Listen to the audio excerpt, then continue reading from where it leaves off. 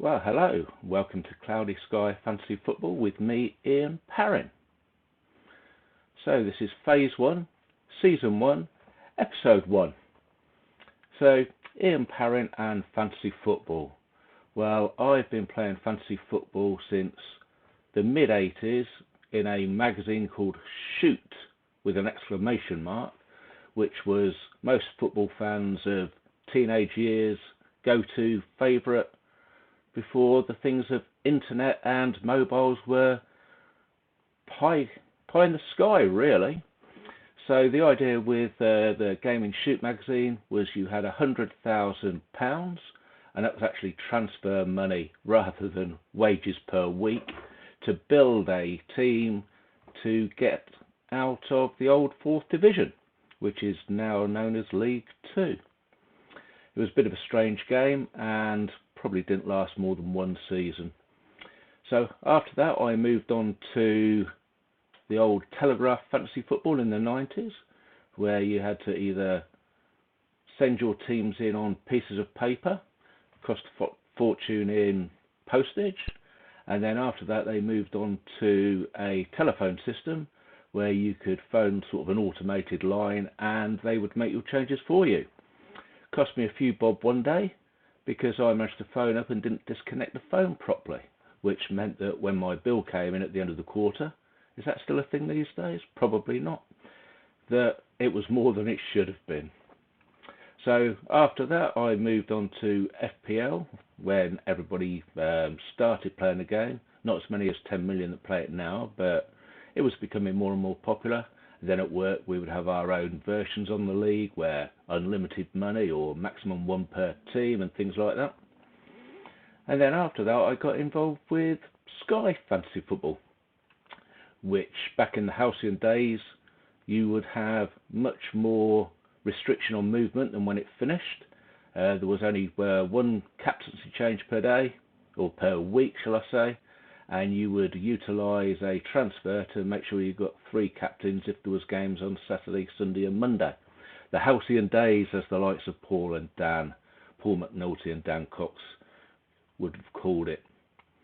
And that's where we are now. So what happened to Sky FF, or Sky Fantasy Football? So, earlier in this month, the Twitter of Sky Fantasy Footy, I think they were called, they set out this update which read: after an amazing 15 years and engaging well over 1 million players in that time, we have taken the difficult decision to not run Sky Sports Fantasy Football, Sky FF, for the upcoming 2024-25 domestic football campaign. The passion for Sky FF has always been fantastic, and it has been a pleasure watching the community grow while working with us on the game. We would like to express our gratitude to everyone who has played and supported the game over the last 15 years. So, needless to say, that became a bit of a shock to me, who loved the fantasy game and the Sky FF community. And for about a week or so, everybody was a bit numb, thinking, well, that's the end of that. So I had a germ of an idea where we'd try and create a game ourselves. So that's where we came up with Cloud Fantasy Football, the logo you can see on the screen now. And in conjunction with the ever fantastic FF stuff, we've been working behind the scenes over the last fortnight to create a game that, while not exactly the same as Sky, will replicate it in many ways, and if it becomes popular we might even be able to have our own game further down the line. So where can you find out more? Well, if you go to the website www.cloudfantasyfootball.com, then you will find more to what we're doing. And this is what it looks like. If you, as you see on the left hand side there, when you click on cloudfantasyfootball.com, you'll see 2 tabs. One of which is to sign up, which funnily enough you use to sign up to play, and the one on the right is the rules. And there's several sections to the rules that I'm going to go through in a bit of detail now for new people who don't fully understand how to play, and for those that have played Sky before there'll be the odd tweak in what we're doing with Cloud. So let's move on and have a look through some of these rules. So the overview is, as a Cloud Fantasy Football Manager, your task is to assemble a team of 11 players to score you fantasy points based on their performances in the 2024-25 Premier League. So everything else you need to know about the game can be found within this overview, from how to select your team to where you can see how it performs in the leagues. We hope you enjoy playing the game this season and wish you the very best of luck. So, how to play. Now this is where, at such short notice, we've had to utilise a different game engine to actually be able to create the teams so FF Stuff can then rescore them into Cloud. So I'm just going to read through what it says on the how to play because it's quite technical but quite important. So for phase 1 of Cloud Fantasy Football, we are planning to use an alternative game engine for team selection, formations allowed and player prices. Then using wizardry of the FF Stuff to automate rescoring into something similar to what Sky managers become used to over the years. So on the Telegraph Fantasy Football website or their app, you can see links on both down at the bottom of the screen. Within a £50 million budget, pick a team of 11 players to line up in one of 7 formations. Important, your team will need to always remain visible. As you can see at the bottom right of the screen, there's a tick for public. If you have that ticked on the left hand side, it will go to private. You need to have the team as public at all times.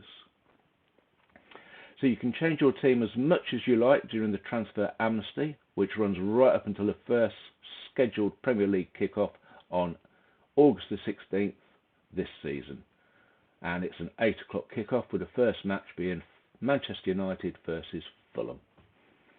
And after that, you'll get 40 transfers to last you the season, with a maximum of 5 per game week. Your chosen players score points for your team based on their performance in the Premier League matches throughout the season. The aim of the game is to finish as high up the leaderboard as possible by scoring as many points as you can. Points are awarded for match appearances, scoring goals, creating goals, making tackles, completing passes, shots on target, making saves, including penalties, and keeping clean sheets. Points are lost for own goals, yellow and red cards, missed penalties, and for ceding goals. See scoring points for more details. We'll come to that next. And you'll be able to follow your team's scores in real time within the Cloud Fantasy Football website and the FF Stuff websites. So, selecting a team. On the Telegraph Fantasy Football website or app, select your 11 players by tapping the plus sign next to their names in the player list. Each player has been valued in millions of pounds, and the total value of your team must not exceed £50 million. There are no limits on the number of players you can select from any one club, and you can choose from any of the following 7 formations. So we have 4-4-2, 4-3-3, 3-5-2, 4-5-1, 3-4-3, 5-4-1 and 5-3-2. Keen players that played Sky previously will note that 5-4-1 is an allowed formation in Cloud Fantasy Football, and the number of times that I've tried to create a previous team in Sky which had 5 defenders and 4 midfielders only to get the red line on the planner is more often than it should have been. So using the drop down menus, you can filter the player pool by the following criteria: player name, search, position, team, price. Once you're happy with your team, click submit, give it a name and note the team ID, which you will need to use on the Cloud Fantasy Football entry form. Remember, your team will need to remain visible at all times so that FF Stuff can amend TFF points in line with Cloud Fantasy Football scoring. For this reason, we suggest you do not enter your Cloud Fantasy Football team into any TFF mini league. There will be no benefit to your team as the 2 games have markedly different scoring systems and could allow fellow Cloud Fantasy Football managers to peek at your team. So then we come on to scoring points. And I've numbered this scoring points A because this is the basic scoring system. So, starting 11 appearance, you get 2 points. If a player comes on as a substitute, you get 1. Goals scored by goalkeepers or defenders, 7 points. Goals scored by midfielders, 6 points. Goals scored by strikers, 5 points. Assists, 3 points. And these are proper assists, not fantasy assists. Clean sheets for goalkeepers, must play 60 plus minutes, 7 points. The team must also keep a clean sheet for the entire game.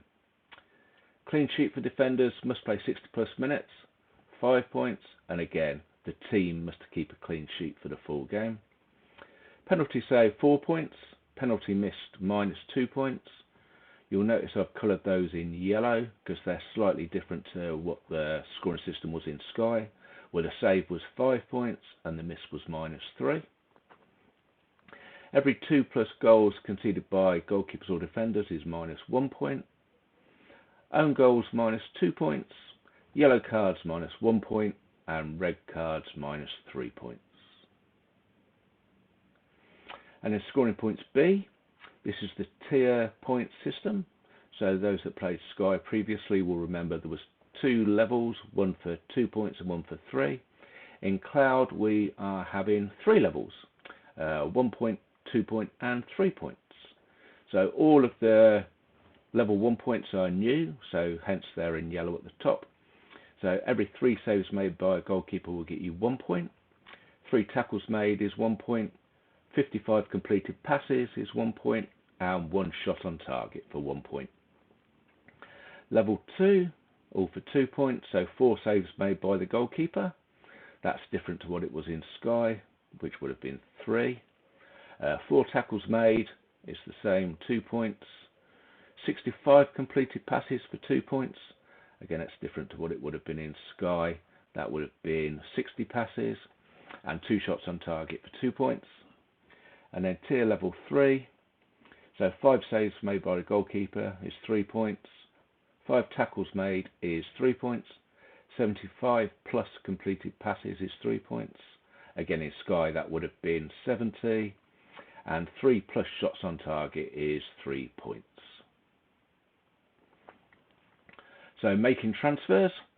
So you can change your team around as much as you like during the first transfer amnesty, which runs up until the first scheduled Premier League kickoff at 8 PM on Friday, August the 16th, 2024. After that, you can make up to 40 transfers to your team during the season to replace injured, suspended or underperforming players with those that are in form or have additional fixtures to keep your points tally ticking over. Transfers need to be made before the first kick-off of each day a Premier League match is played.